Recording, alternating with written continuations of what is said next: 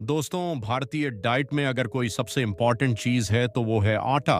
क्योंकि आटा हम रोज़ खाते हैं और दिन में 3-3 बार खाते हैं, इसलिए ये बहुत ज़रूरी हो जाता है कि हम सही आटा खाएं। और जब मैंने कहा आटा, तो आइए आप सबके माइंड में गेहूं का आटा ही आया होगा वो। इसीलिए क्योंकि आज गेहूं हमारे भारत का मेन अनाज बन चुका है। नो डाउट गेहूं एक पौष्टिक अनाज है, लेकिन क्या गेहूं का हर आटा एक सा होता है? कौन सा आटा खाना चाहिए? क्या आशीर्वाद, पिल्सबरी एंड फी जैसे बड़े ब्रांड्स का आटा सही है? किसमें मैदा मिक्स्ड है और किसमें नहीं? एमपी की शरबती गेहूं का आटा क्या कुछ बेहतर है? मल्टीग्रेन आटा, लोज़ाई आटा, ये सब कैसे हैं? या सीधे शब्दों में कहें, कौन सा है भारत का बेस्ट आटा जिसकी रोटियां बना के खाएं तो हमें पेट की गैस से लेकर डायबिटीज तक हर रोग से बचाए और शरीर को ताकत भी मिले? आइए बात करते हैं आटे की, और मेरी पूरी कोशिश रहेगी कि यह वीडियो आपके लिए सिंपल और प्रैक्टिकल रखूं। लेकिन सबसे पहले तो मैं ये क्लियर करना चाहता हूं कि मैं किसी भी आटा ब्रांड के अगेंस्ट नहीं हूं और ना ही किसी आटा ब्रांड के साथ हूं। मैं आप ही की तरह एक कंज्यूमर हूं जो चाहता है कि उसे अनएडल्टरेटेड बढ़िया फ्रेश आटे की रोटियां खाने को मिले।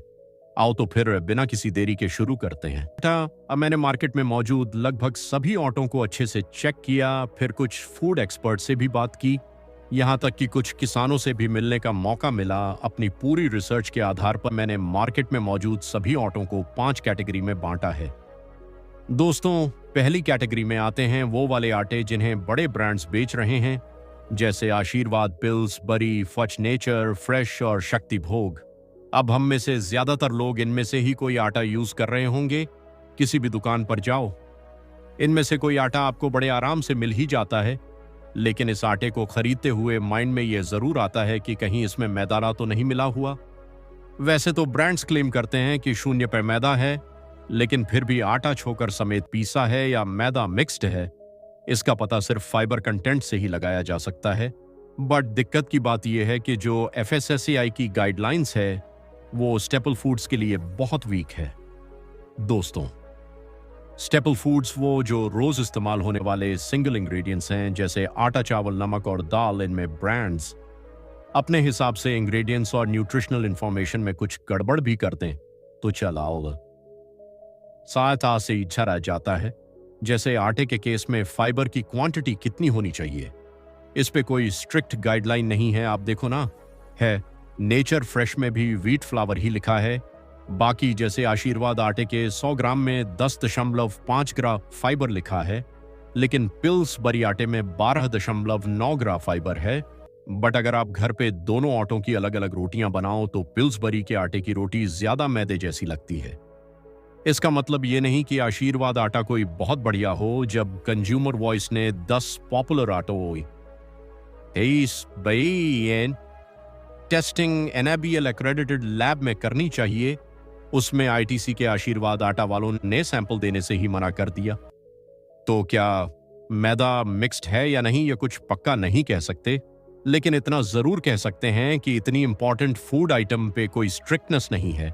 यही अगर आटे के बिस्किट हो तो इस पे FSSAI की गाइडलाइंस काफी स्ट्रांग है कि मैदा मिक्स्ड है तो लिखना पड़ेगा फाइबर कितना है और चीजें क्या क्या डाली गई हैं। बाकी यहाँ कुछ वीडियोस में जिसमें लोग दिखा रहे हैं कि आटे में प्लास्टिक है, तो देखो, ये प्लास्टिक नहीं बल्कि गेहूं में नेचुरली ग्लूटेन मॉलिक्यूल प्रेजेंट होता है, जिस वजह से आटा खींचता है। फिर कुछ लोगों का मानना है कि बड़े ब्रांड्स आटे की सेल्फ लाइफ को बढ़ाने के लिए और आटा दिखने में पीला नहीं सफेद लगे, इसके लिए बेंजोइल पेरोक्साइड जैसे ब्लीचिंग एजेंट्स का इस्तेमाल करते हैं। जहां कुछ लोग ऐसा मानते हैं कि इन बड़े ब्रांड्स का आटा ले तो महीनों महीने भी इनमें कीड़े नहीं पड़ते।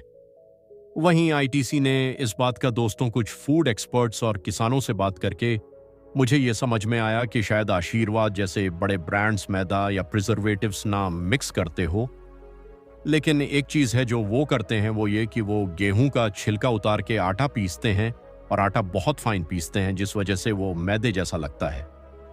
लेकिन अगर छिलका ही उतार दिया फिर तो मैदा ही हो गया ना। वो मुझे भी ऐसा ही लगता था, बट ऐसा है नहीं।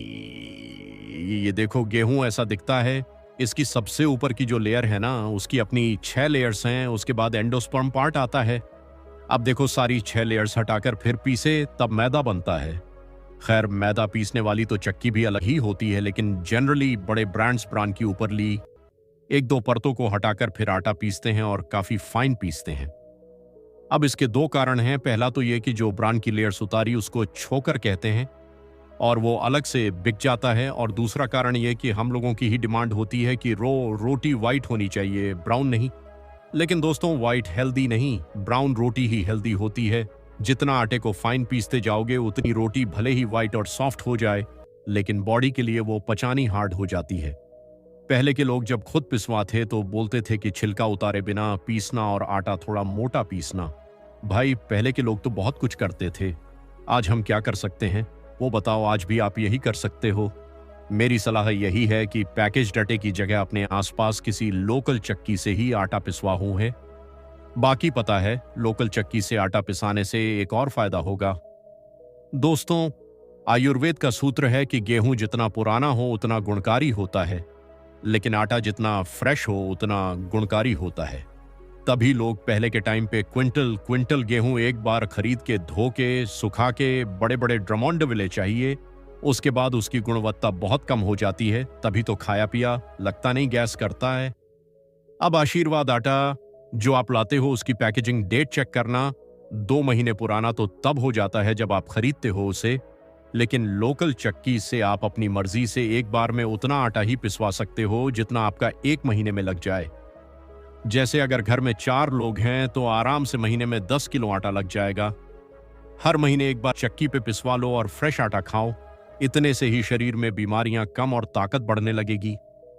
फिर कैटेगरी 2 में आता है एमपी शरबती आटा। आशीर्वाद सिलेक्ट एंड पिल्सबरी गोल्ड आटा का सबसे पॉपुलर है। अब देखो, शरबती वीट की वैरायटी है। मध्य प्रदेश में सौर साइड की यह गेहूं दिखने में गोल्डन कलर की होती है और यह वैरायटी ऐसी है कि इसकी रोटी सॉफ्ट और टेस्टी होती है। बाकी किसानों से पता चलता है कि इसमें भी आजकल 2 वैरायटीज आ गई हैं। जो ओरिजिनल शरबती थी वो 50 लाख, जो चली है वो 2 करोड़ है। नहीं, जैसे आप आशीर्वाद का आटा विद मल्टीग्रेन्स के इंग्रेडिएंट्स को चेक करो तो इसमें 89.9 पर तो व्हीट फ्लावर ही है। बचे हुए 10.1 पामोंटे पार में या 5.5 पर डीफैटेड सोयाबीन का आटा है। डीफैटेड सोया मतलब वो सोयाबीन जिसमें से तेल निकाल लेते हैं और फिर जो बचा उसे सुखा के पाउडर कर देते हैं। अब सोचो, सारा न्यूट्रिशन तो तेल में ही निकल जाता है। ये तो ऑनेल इंडस्ट्री का वेस्ट प्रोडक्ट है। फिर इसमें ऑट्स भी हैं, कितने 1.7 पर। अरे वाह, ईब गोल भी है 1.1 पर 1 पर डी जंप्ड मक्की का आटा और 75 पर चने का आटा। अब इसके बारे में क्या कहूं, मस्त जोक मारा। सच में मल्टीग्रेन के नाम पे मजाक ही है दोस्तों। ये मल्टीग्रेन आटा खा के आप बस मन को तसल्ली ही दे रहे हो, खास फायदा नहीं होगा। बल्कि आयुर्वेद के अनुसार मल्टीग्रेन आटा खाना ही नहीं चाहिए। क्या यह बात सुन के तो मन कर रहा है ना कि ना ताह तेरा चैनल ही अनसब्सक्राइब कर दूं? नहीं, ऐसा मत करना।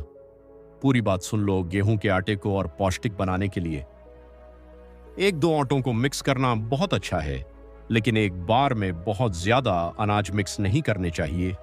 पहले से ही हम लोग सीजन के हिसाब से आटे में मैक्सिमम 1-2 या मैक्सिमम 3 ग्रेन्स मिक्स करते थे।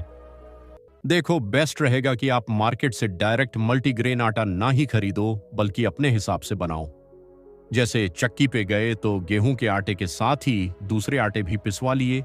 तो जैसे 1 किलो गेहूं के आटे में 100 ग्राम काले चने का आटा और 100 ग्राम जौ का आटा मिला लो। शरीर पामाए भी जमी चर्मी कम करने के लिए ये बेस्ट रहेगा। या फिर 1 किलो गेहूं के आटे में 100 ग्राम काले चने का आटा और 100 ग्राम अलग से व्हीट ब्रांड जिसे छोकर भी कहते हैं वो डलवा लो। गर्मियों में जैसे 1 किलो गेहूं के आटे में 100 ग्राम ज्वार और 100 ग्राम चने का आटा मिक्स कर सकते हो। सर्दियों में 1 किलो गेहूं में 100 ग्राम बाजरा और 100 ग्राम काले चना डाल सकते हो। भाई, लौजाई आटों के बारे में बताओ। लौजाई आटा या शुगर कंट्रोल आटा, ये सब मल्टीग्रेन आटे ही हैं। साथ साथ 8 चीजें बहुत कम क्वांटिटी में मिक्स कर रखी हैं। मैं कहता हूं क्यों 10 रुपये किलो आटा खरीदना है।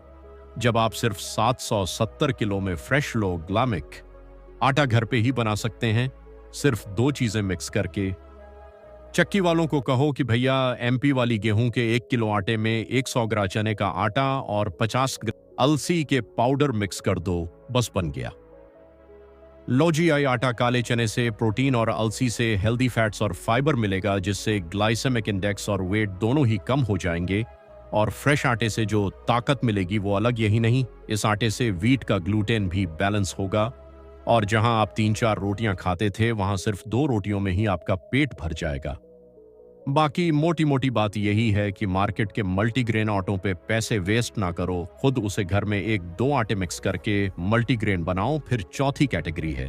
अब दोस्तों, किसानों से बात करने के बाद मुझे इस बात में तो कोई शक नहीं कि गेहूं में खूब डीएपी, यूरिया और कीटनाशक पेस्टिसाइड्स डाले जाते हैं। इनफैक्ट जब 10 पॉपुलर ऑटो की कंज्यूमर वॉइस ने NABL एक्रेडिटेड लैब में टेस्टिंग करी थी, तब उसके रिजल्ट में हर आटे में थोड़ा पेस्टिसाइड रेसिड्यू मिला भी था। लेकिन फिर पेस्टिसाइड्स तो आजकल हर फल सब्जी में डाल ही रहे हैं, किस किस से बचेंगे। मुझे लगता है कि 100% ऑर्गेनिक खाना खाना प्रैक्टिकल ही नहीं रह गया है। ऊपर से ऑर्गेनिक आम महंगे भी बढ़ते हैं, इसलिए अगर आप सच में थोड़े पैसे खर्च करके ऐसा गेहूं का आटा खाना चाहते हो जो आपको ना सिर्फ बीमारियों से बचाए, बल्कि अगर कोई बीमारी है तो उसे रिवर्स तक कर सके, तो आ जाओ कैटेगरी नंबर 5 पे, क्योंकि इस कैटेगरी में आता है खपली गेहूं। आटा, बंसी गेहूं आटा, कथियाई इन ऑटो में ऐसी क्या खास बात है कि तुम कह रहे हो कि इससे बीमारी रिवर्स हो सकती है? खास बात है दोस्तों, यह नॉर्मल गेहूं का आटा नहीं, बल्कि वो देसी वैरायटी का गेहूं है जिन्हें हमारे पूर्वज सालों से खाते आ रहे थे। खपली गेहूं महाराष्ट्र और कर्नाटका में खाई जाती थी। बंसी गेहूं पंजाब में, कथियाई में लोकवाण गुजरात में, सोना मोती गेहूं भी पंजाब में खाई जाती थी।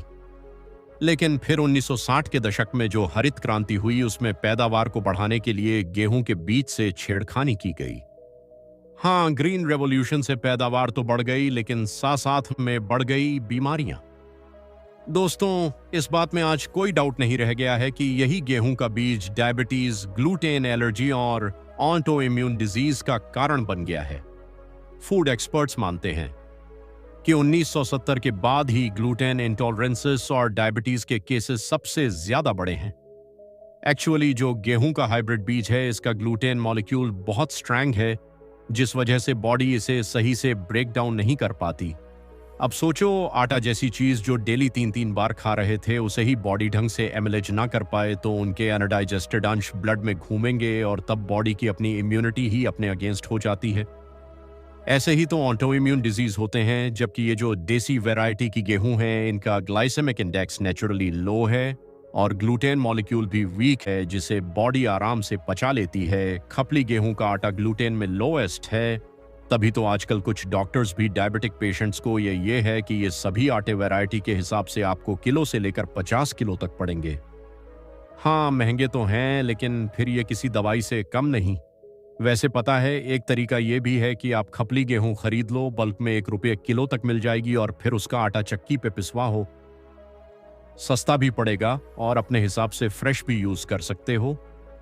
बाकी दोस्तों, मुझे लगता है कि अगर आपको कोई खास हेल्थ प्रॉब्लम नहीं है, फिर तो आप लोकल चक्की से एमपी वाली गेहूं में 1-2 अनाज मिक्स करके उसकी रोटी खाओ।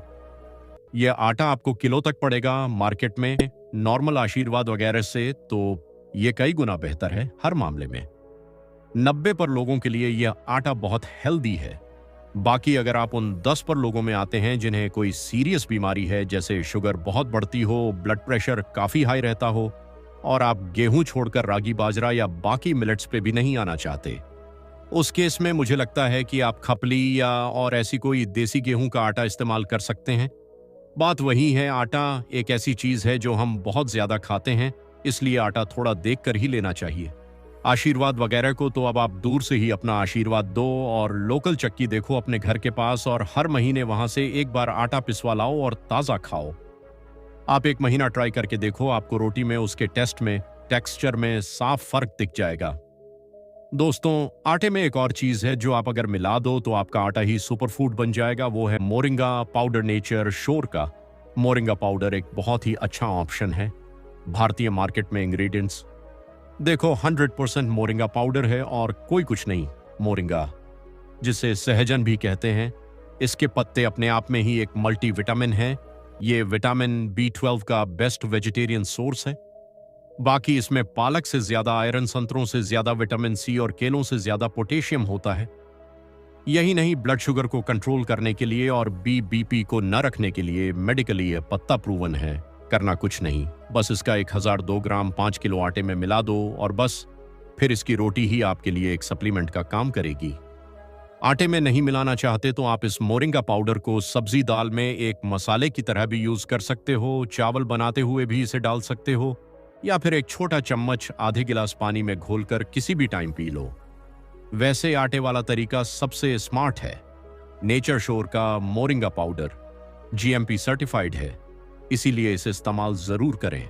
या फिर एक छोटा चम्मच आधे गिलास पानी में घोलकर किसी भी टाइम पी लो। वैसे आटे वाला तरीका सबसे स्मार्ट है। नेचर श्योर का मोरिंगा पाउडर GMP सर्टिफाइड है, इसीलिए इसे इस्तेमाल जरूर करें।